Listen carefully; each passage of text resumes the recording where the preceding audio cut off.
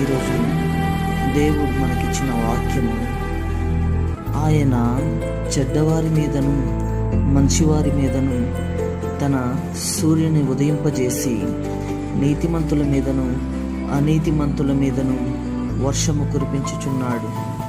ప్రియులారా, ఈ యొక్క వాక్య భాగంలో మనం గమనించగలిగితే యేసుక్రీస్తు ప్రభువు వారు ప్రతి ఒక్కరి మీద ఆయన న్యాయము సమానముగా చూపిస్తున్నట్లుగా మనం చూస్తూ ఉన్నామండి. ఆయన గొప్ప ప్రేమమయుడు కనుక ఆయన చెడ్డవారిని ప్రేమిస్తూ ఉన్నాడు, మంచివారిని ప్రేమిస్తూ ఉన్నాడండి. ఆయన ప్రతి ఒక్కరికి అవకాశం ఇస్తున్నాడు.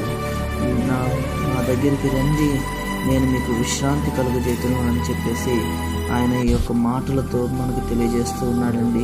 కాబట్టి ప్రియులారా, మనం ఆయన ప్రేమను ఎరిగి ఆయన వైపుకు మళ్ళాలని దేవుని పేరిట కోరుకుంటున్నామండి. ఆమేన్.